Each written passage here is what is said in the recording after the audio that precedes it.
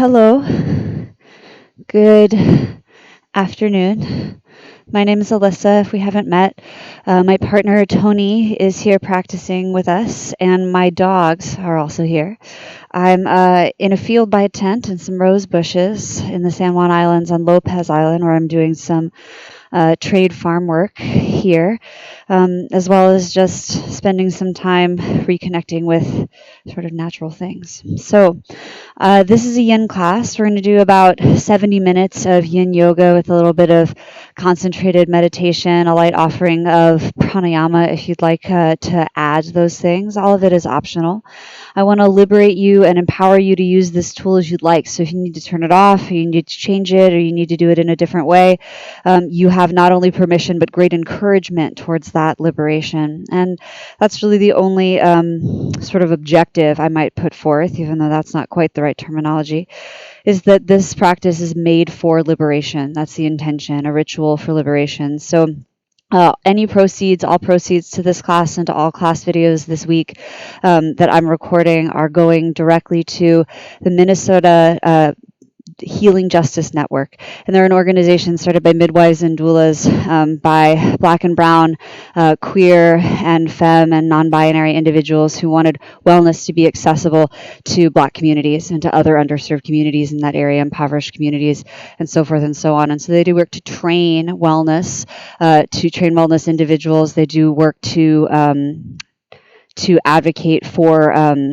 fair pay for those individuals for the work they're doing, and to make those accessible practices to a community that clearly, obviously deserves it and needs it.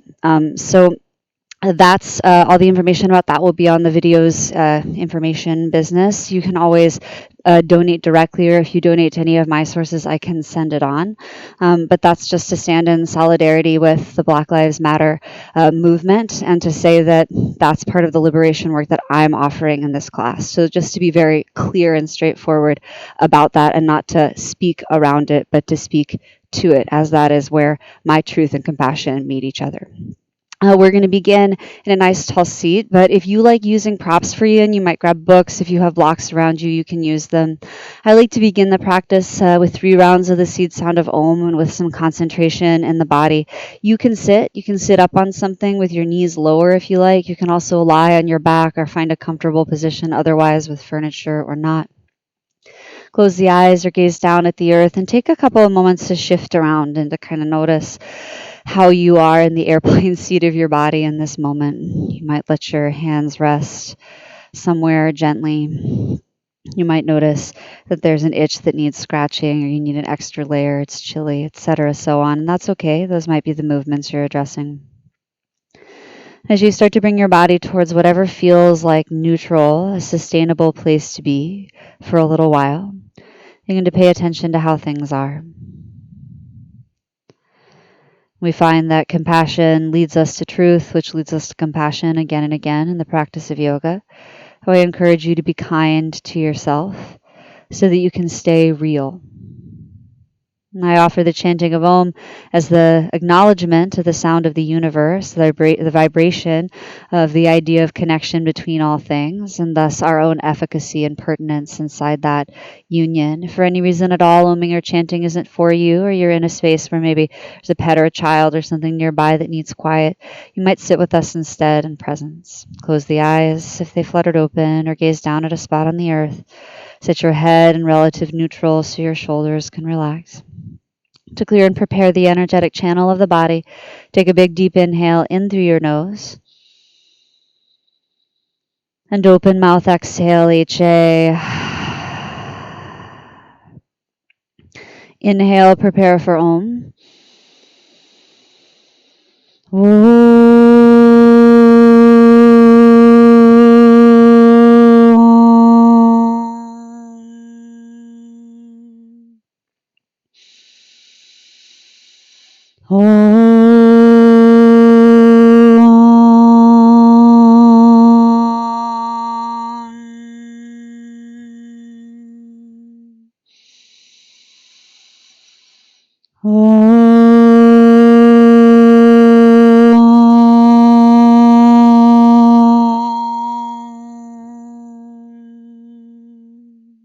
Take a long inhale in through your nose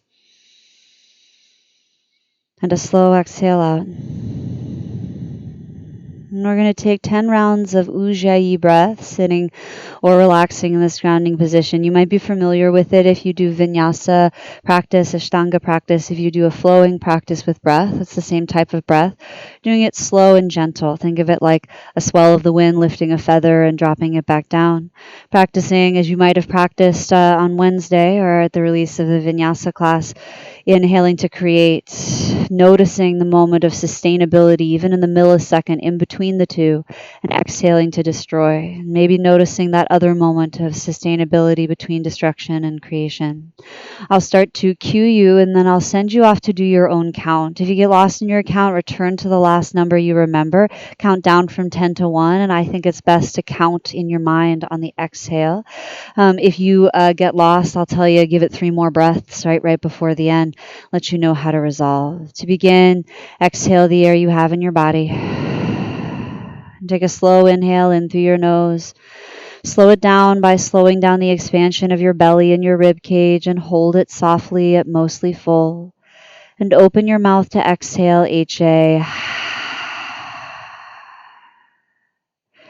Very nice. Again, inhale in through your nose. Like a lion, open mouth, exhale, HA.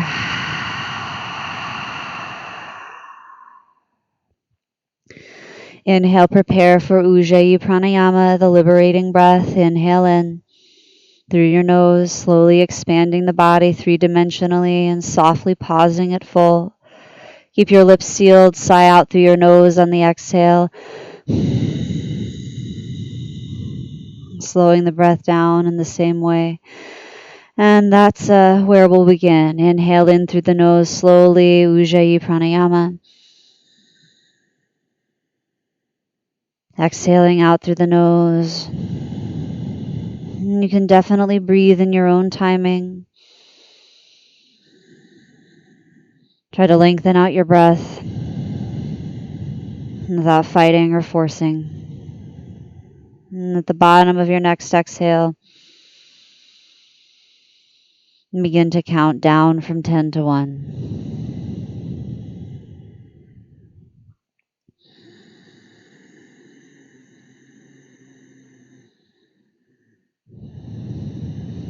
Notice how you do this ritual, this practice of liberation. Can you stay kind in your body, healthy in yourself, calm as you can be? Can you channel feelings like rage or grief into intelligence and action without silencing your emotions? Can you allow joy to grow if it happens to be present? And as you breathe, to create and destroy whatever it is you're creating and destroying, which might just be the breath itself as you pay attention to it. Continue to count down. Notice how things are as much as you pay attention to what things are as you make them.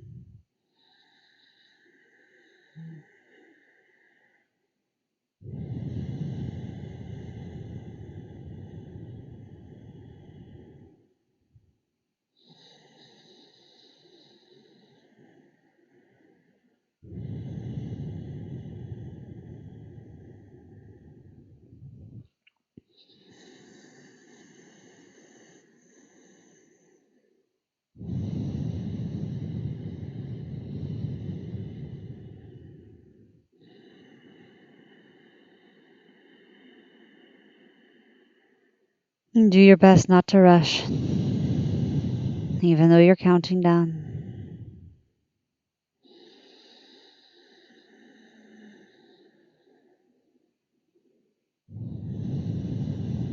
And take about 3 more rounds of breath to resolve.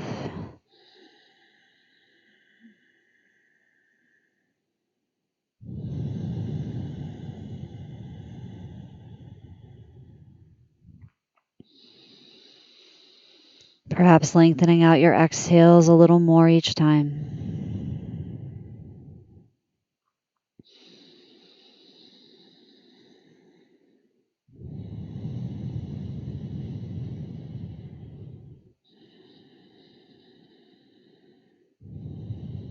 Very nice. And fluttering your eyes open at the bottom of that last exhale when you're ready, lifting your lids. We'll move into our first postural choice. And you're going to come to sit your hips on your heels. So you might do this, hips to heels with toes curled. You might pad underneath your hips. You might sit your hips between your heels. We're not going to be in this form of it with an upright body for too long. And to start with this little opening of the front body, our only yang moment really.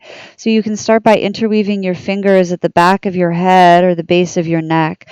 Some of us will find that that spacing doesn't work out for us quite as much. And if that's true, you can also bring your fingertips to your shoulders. If you find you can hold underneath your occiput at the base of your skull, widen your elbows, drop your shoulder blades, and puff the front of your rib cage open, a little baby camel ustrasana. It doesn't have to be huge to be effective. We'll start to breathe. Only be here for about a minute, about 10 breaths. And even though it is a bit yang, opening the front body, muscle required, back bending. Start to lean into the yin aspect, things more internal and rounded and inward.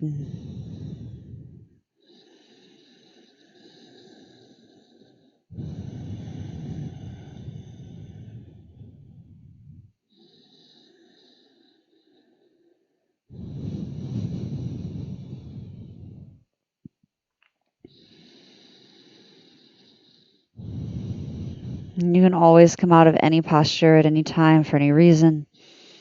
You might make your way back in or release it. Take 3 more rounds of breath here.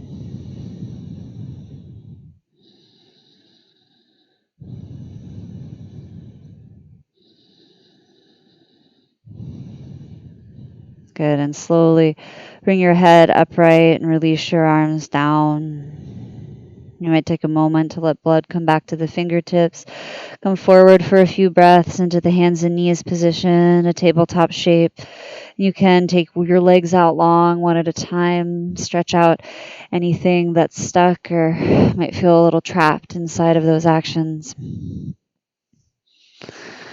And then we're going to come into the child's pose or the supported form of it. If you'd like a bolster or a cushion underneath, you can always use a couch cushion. Roll up a sweatshirt, but hips can come to heels, toes close, knees can be wide or together. Come forward and down, come to the forehead or stack the fists or the hands. A stack of books or a block under the forehead can be nice too. You're always welcome to choose the version where your hands are back beside your hips with your palms facing up. I'm going to start my timer.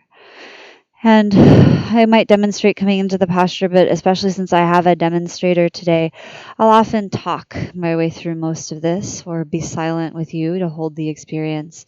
Here in the first posture, the first really yin posture, I'd like to talk a little bit about the tenets of the practice from the perspective of which I've learned them. Remembering always that I look at myself as someone who is always learning and in process with these practices, no matter how long I've been doing them. This yin practice comes from a context of traditional Chinese medicine. And so a lot of this has been appropriated or borrowed, depending on who's saying the sentence, I suppose, from the Far East and from tactics, many of which were so suppressed initially by different regimes that we're not really sure how much depth we've missed over its large history.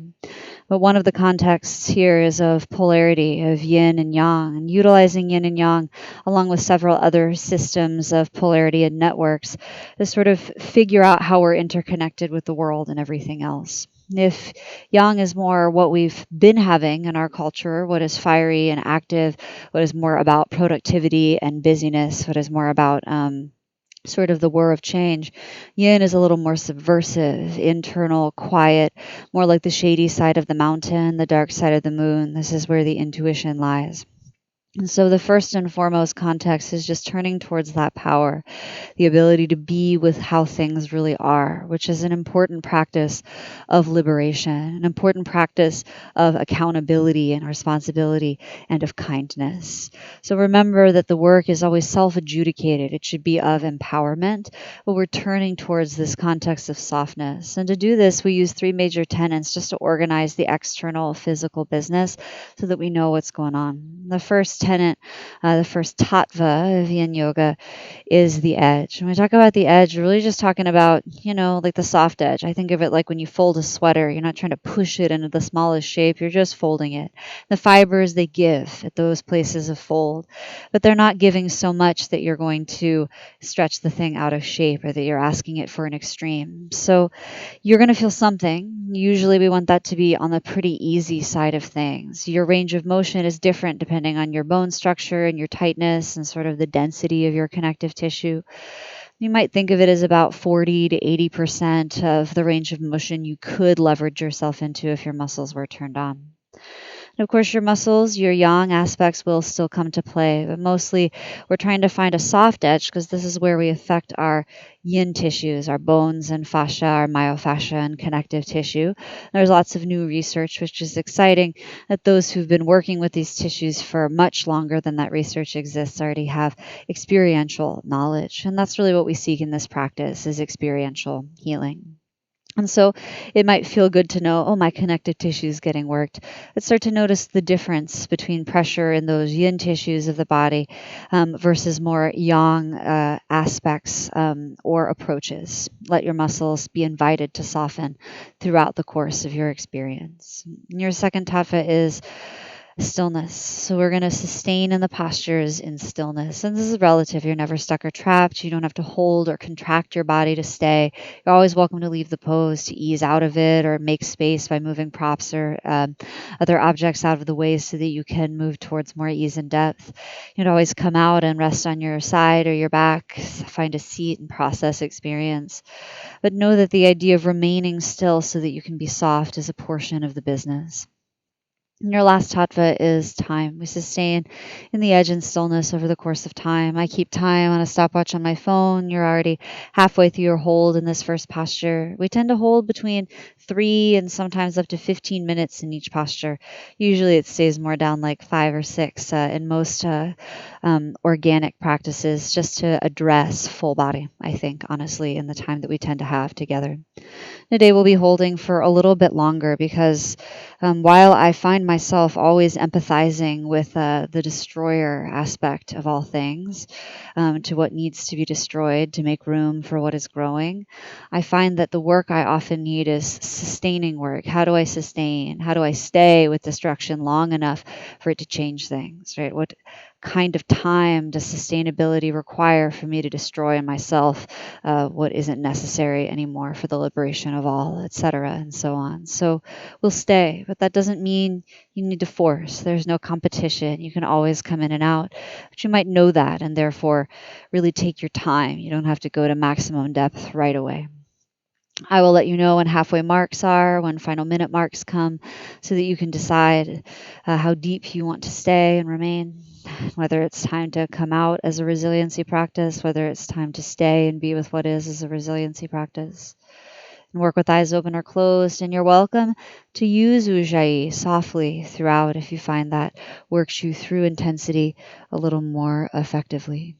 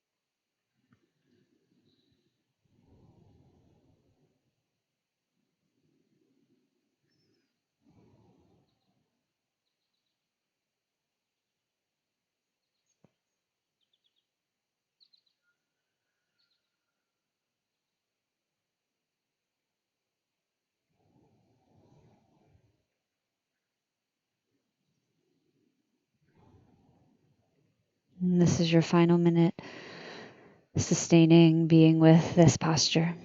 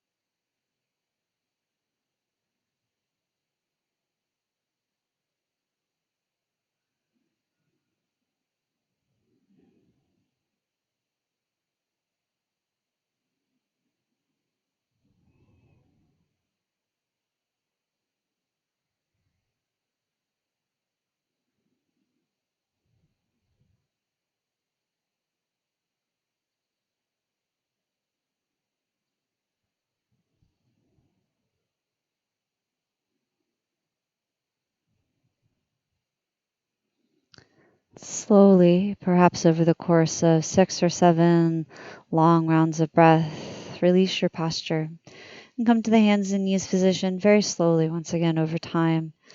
Try to take the same type of care and attention on exiting your posture as you do on entering. We often come to the hands and knees position just as a place to process. If there's any kind movement that feels good, you're always welcome to take it. If you find that stillness is the best place to process things, feel free to remain in stillness and process as you will. We'll work next into lying down on the front seam of the body and just doing a little bit of stretching through the inner hips. Will you lie down on your belly? Thank you. Yes, there we go. All right, just because you won't be able to see me. All right, we're actually going to take sleeping infant pose. So once you're down on your stomach, you can bend your right knee or your left knee really and slide it out and up. So you're turning your thigh bone out. Your knee will be on the ground, maybe up next to your hip. For some of you, maybe more near your waistband. You can let your upper body be up or down. I prefer the down variation for this offering. You can turn your head either way or bring your forehead onto a rest. And try to relax both of your legs as much as you can.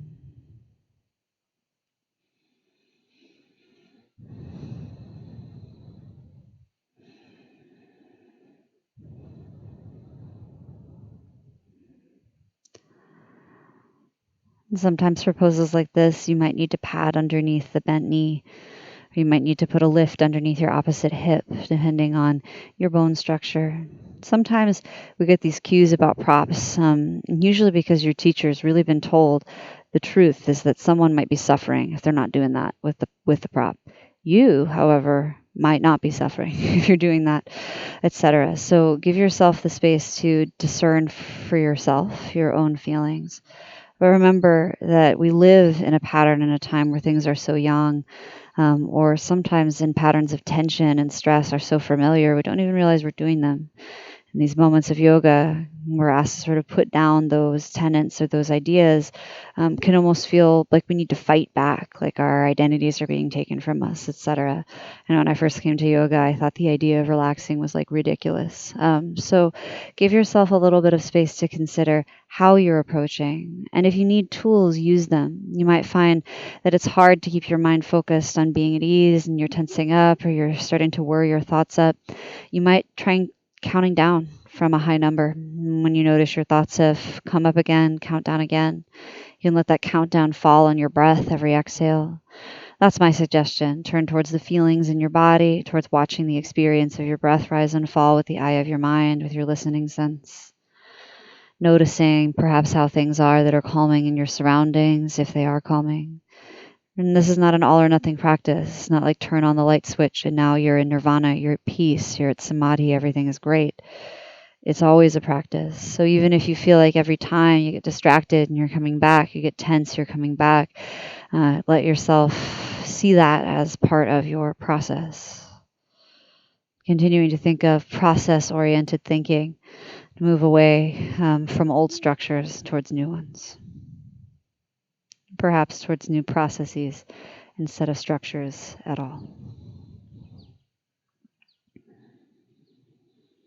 And you're about halfway through your hold on this side and this posture.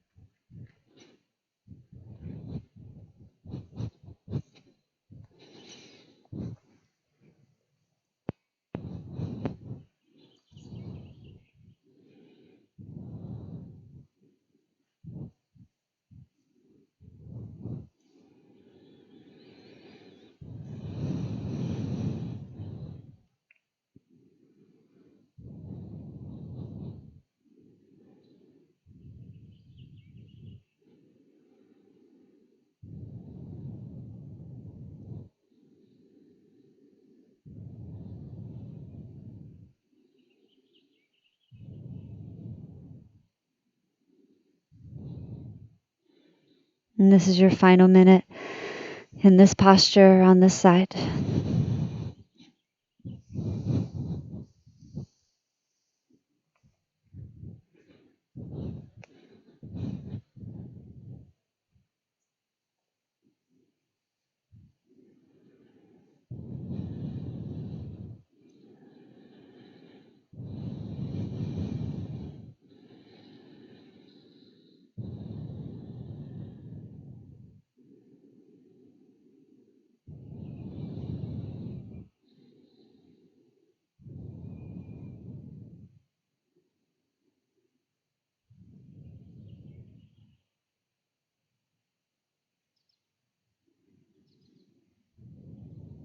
And very gently, slowly, begin to release your posture on this side and slide your right leg back and long.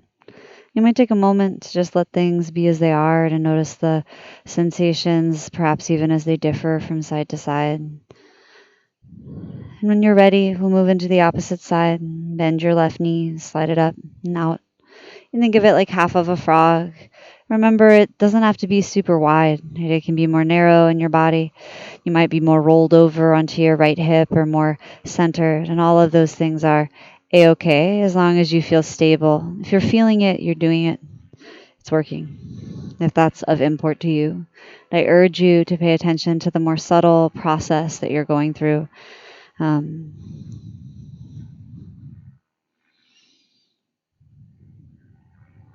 As opposed to attaching some sort of idea of how things might be in the future.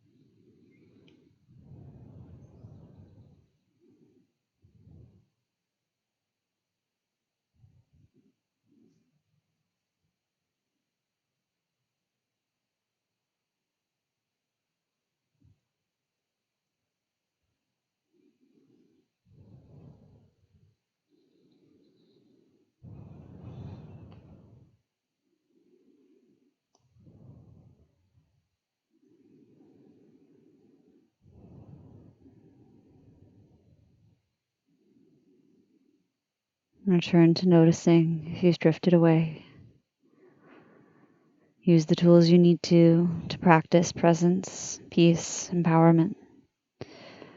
Give yourself credit, as it were. Let yourself borrow confidence and willpower if you need to try it out, to see how it is, to work from that perspective of being powerful, of having sway inside of your own channel of fate.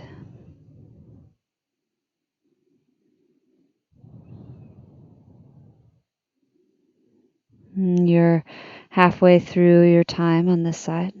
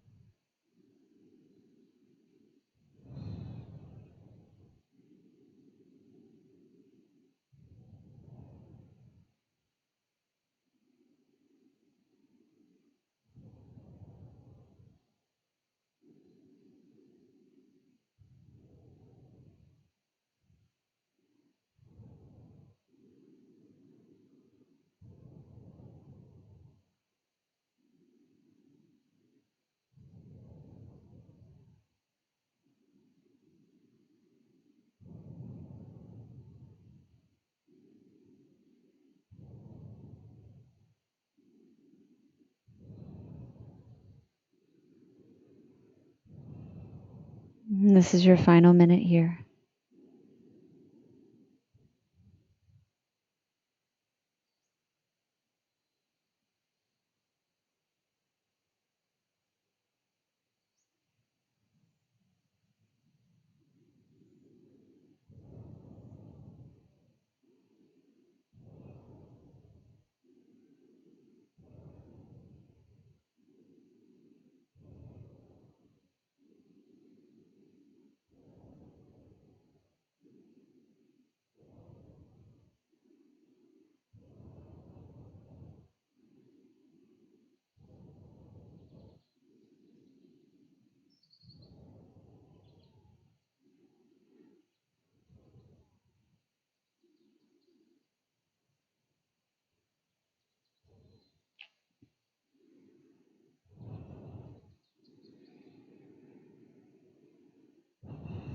And softly, in the next round or 4 or 5 or so, take your time to release your posture. On this side, you could slide your left leg long and take a moment. Sometimes moving the legs or moving the pelvis from side to side can feel nice.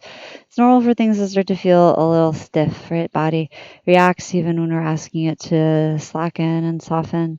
And slowly you'll move up towards the hands and knees position, a tabletop shape as transition to a seat. But please take your time, right? Really give yourself that time in between. There's no rush to get where we're going. Once you're sitting upright, let's do the Baddha Konasana, the bound angle, to continue this work of opening up through the inner thigh. The long-winged butterfly is what we usually offer with the feet far from the groin. You might place lifts underneath your knees if things feel a little tight on the outer edge of your IT band. You might choose to do the version where your feet are closer. It's always up to you. That just tends to move into the inner knee more, the inner groin, as opposed to pressurizing the outer hip. Once you find your version, you might stay upright. You can even lean against a wall. That's a good option. You can start to fold forward and down. Let your spine round. You can extend forward over a pillow or a cushion if you like, or stack up a block for your head. We'll be in this hold, this posture for about 8 minutes. So know that as you enter, you might want to enter depth slowly and that you can always ease out. I'm trying to stay on the gentle side of things.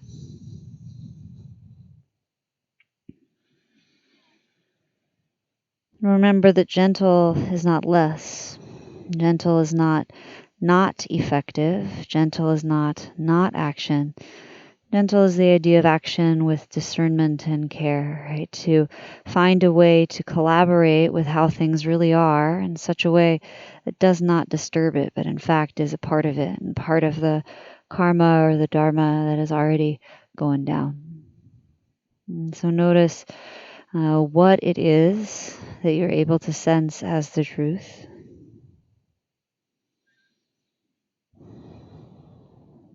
And that is kindness leading you to it.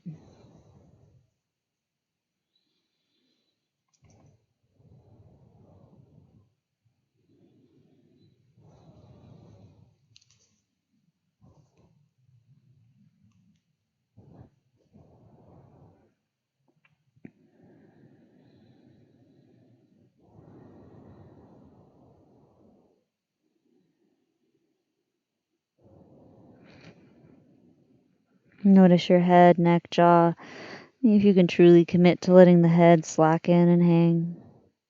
If it can't, without issue or strain, you can always prop up something beneath or hold it up your lower arms like stilts, letting the bone structure hold it.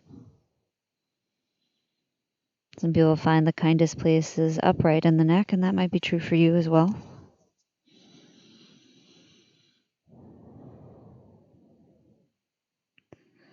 Often we just have a lot of tension in the neck and jaw, and when we relax elsewhere, it's like we just try to squeeze it all into one area of the body instead of letting it go entirely. Continue to notice your tension patterns. Ease out of them when you can, as much as you can, without fighting.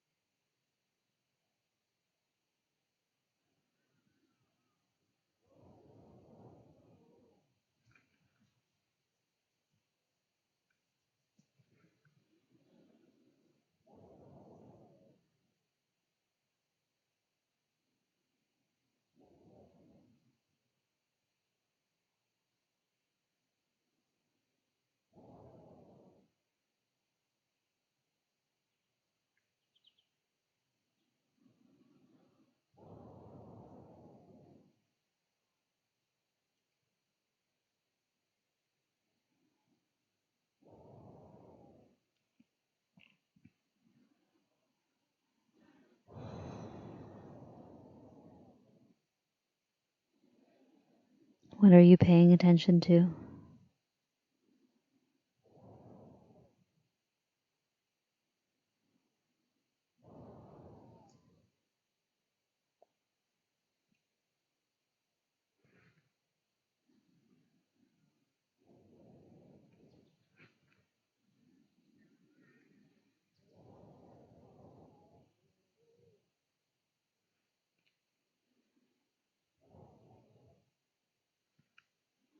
Halfway.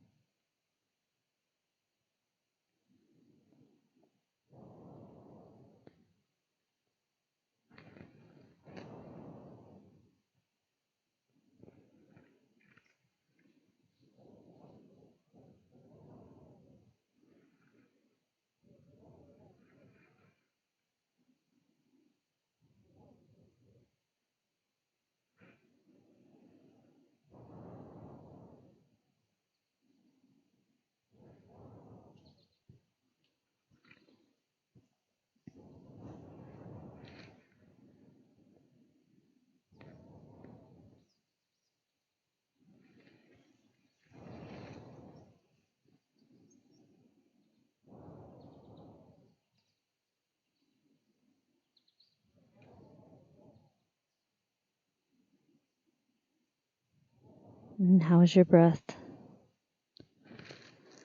How are things now?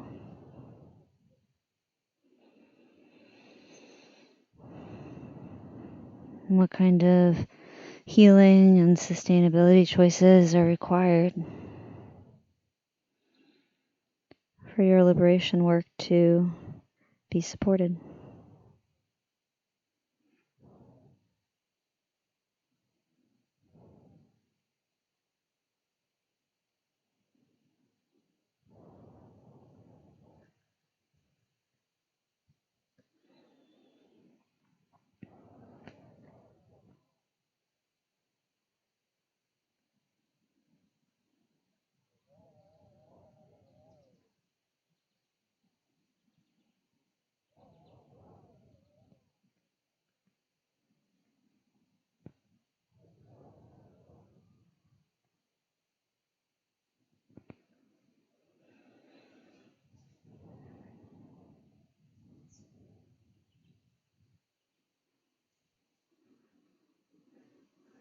Final minute in this posture.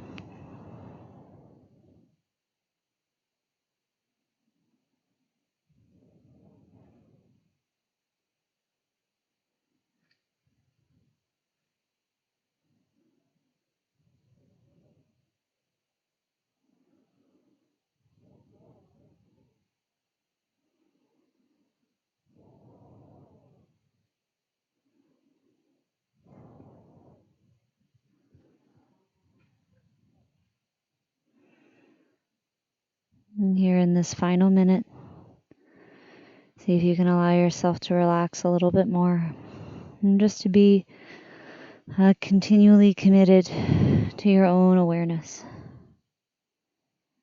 to your own kindness.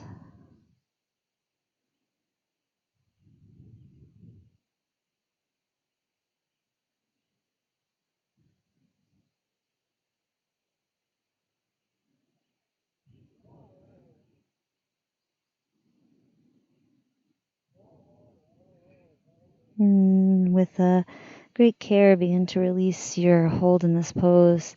Take your time. You might drag your head up slowly, following the rest of your spine. We often find that using the hands to release the legs is helpful. You can bring the soles of the feet to the mat and drop them from side to side. Take your legs out, sometimes rolling your feet and ankles around a little bit feels good. You're welcome to bring your hands behind you and lift your heart up as if to show the front of your body the sun, shine your face towards that solar point of view. We'll take another seated forward fold. In yin, they call it caterpillar, I suppose. But we often call it Paschimottanasana or seated forward fold or west stretch. Legs are out in front. They don't have to be perfectly together. Sometimes wider is actually helpful. They can turn in or out even for a yin practice. If you find your lower back is tender, sitting up on something really helps, or bending your knees and letting your arms or a prop underneath create that tilt in your pelvis. So be kind to your spine. You can always utilize a prop to catch you, pull over a low chair for your arms, etc. And begin to slowly fold forward. All forward folds could be upright seats if you'd like. All forward folds could be you leaning against the wall, depending on where that yin range of motion really is for you today. And support your head, let it hang. Try not to hold your head up halfway between. Either pick support or pick looseness, heaviness,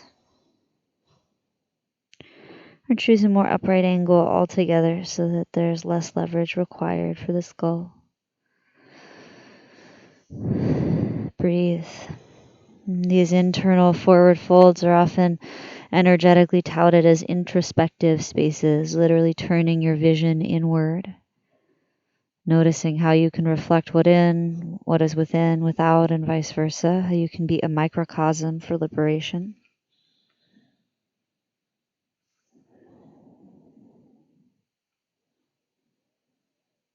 And remember, if your liberation is at the cost of compassion to someone else, it's not liberation.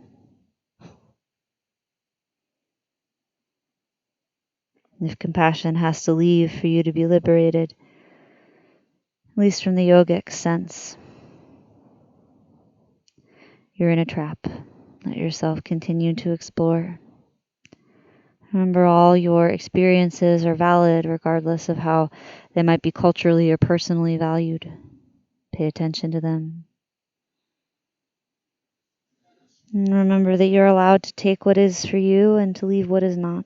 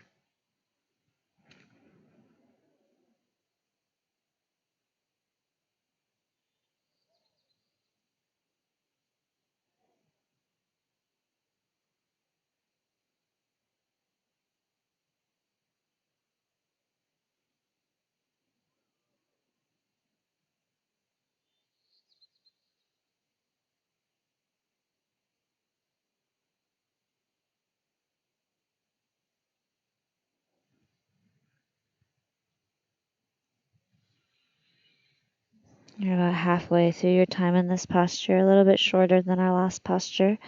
This is a 6-minute hold or sustained time here, so about 3 more minutes.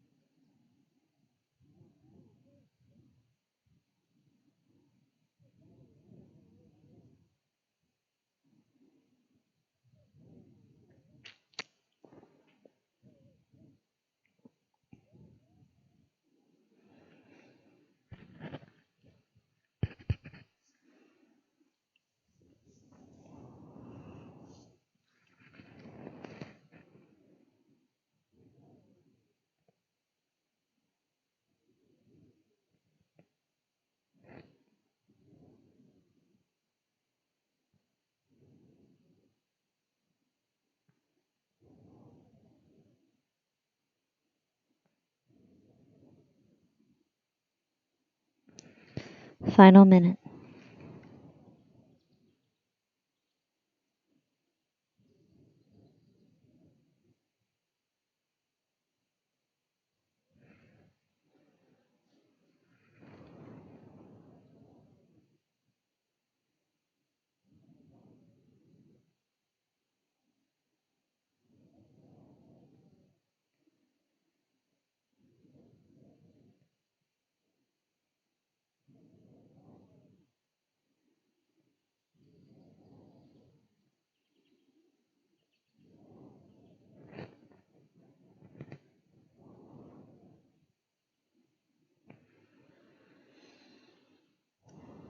Very compassionately begin to release your pose. Take your time. And again, take some time in the process between. Right? This sort of space between other things is a good time to feel your way through. Sometimes it's nice to bend one knee and then the other. To lean back like you did after the last posture, dress through the neck. And when you're ready, you can come to lying down on your back. If you want to transfer to another mat to avoid this dog, feel free to. I'm going to do some spinal twisting to end off our class. So once you're down on your back, take your time to get there. You might need to pad your mat so you have some support along your spine, etc., or move something out of the way. You can bend your knees and put your feet on the ground and notice how that feels. You can gather your knees into your chest gently. You can hold your knees with your hands or with your forearms. We're going to twist our legs to the left first. You might drop both legs over. You can also choose to wrap your right leg over your left leg, like eagle business, and drop the legs over, or to take your left leg out long and drop your right knee over to the left. You can take your right arm out to the right, letting your right shoulder remain heavy on the ground. You can always place a prop between your legs or knees or underneath your knees or shoulder if you feel like that hang gliding towards the earth is a bit much in your body for any reason at all. I suggest letting your head stay neutral, even looking to the left. If you love looking to the right, feel free, but if you feel any tingling, any sort of restriction through your neck or into your shoulder, you may just be compressing some delicate nerves and veins that don't so much love to be compressed in that way. So find the range and pertinence for you. Knees might be more into the chest or might be more far away. Be here for about 4 minutes on each side. Let you know when you're halfway through.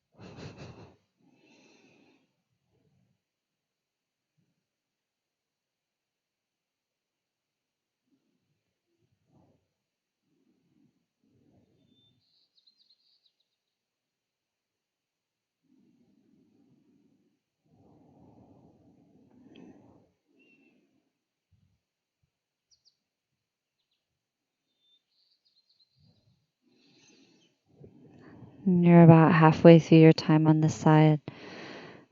And just assess, is there any way that there could be more ease in space? Is there any way that you could do less in the external purvey so that you can feel more from the internal point of view?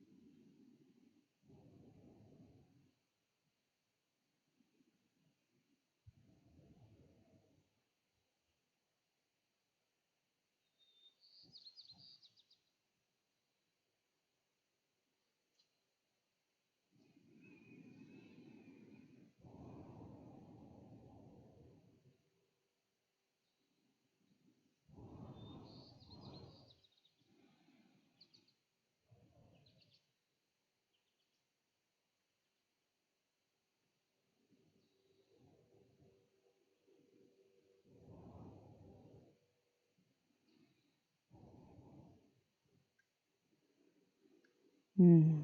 Here in this final minute, once more, can you come back to that intention? And even when the action seems externally small or maybe almost invisible, to that ritual of creating and destroying.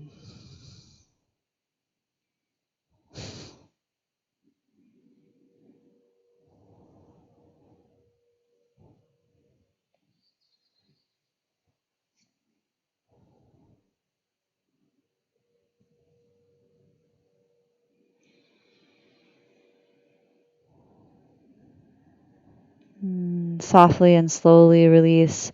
Bring your legs back to center into your chest. Sometimes it feels good to take them out long or out long one at a time.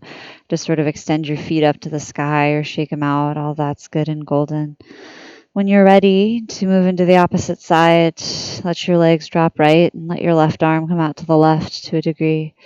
And again, nothing needs to stay pinned down. Often the recommendation is to prioritize the shoulder. Usually I just see and feel that we all tense up by doing that. So let it be soft in choice.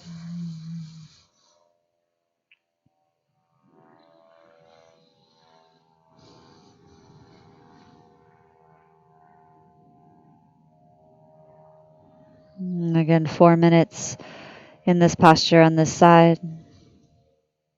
A little bit of a plane flying over where I am. I'm not sure that you'll hear it on the recording, but just like I would if we were all in the room together, and I identify that sound and that we might have responses or reactions to it.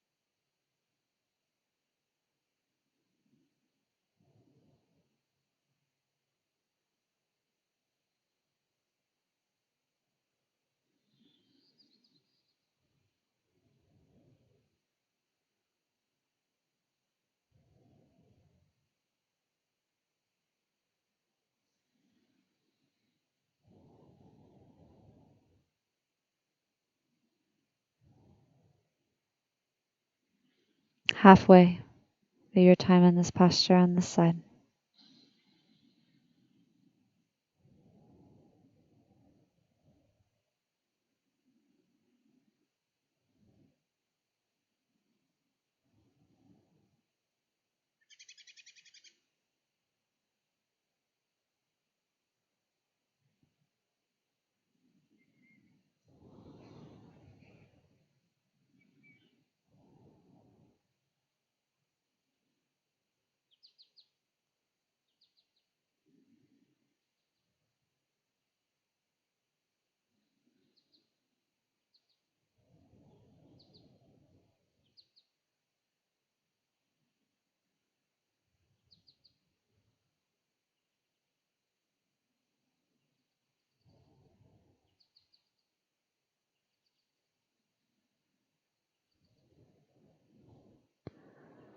Final minute.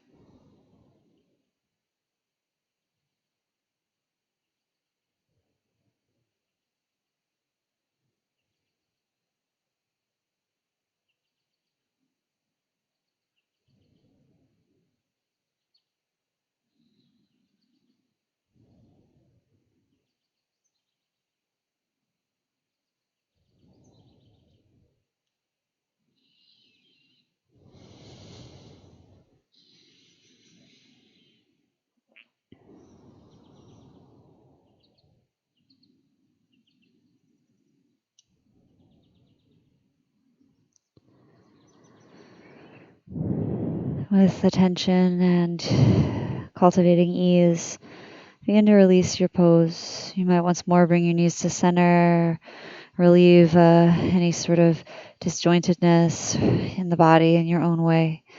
We'll set up for rest. We'll spend about 5-6 minutes in guided rest together. So if you know you'd like more time, you might turn off the film and then turn it back on at your own leisure, your own timer. You can lie on your back. You could choose to have your legs out long. Bending your knees and putting your feet on the ground sometimes relieves lower back strain. Soles of the feet together and knees wide like a butterfly sometimes stretches the hips. You might know already the restorative pose you rest in.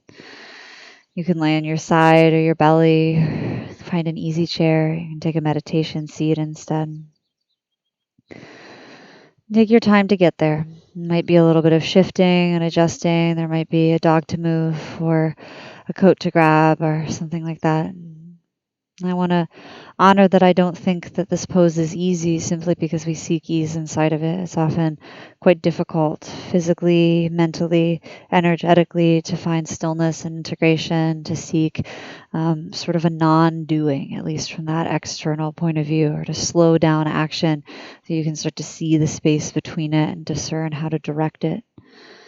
Give yourself space to be with what is simply by paying attention to it without attaching to it. The sensations of your breath, rising and falling.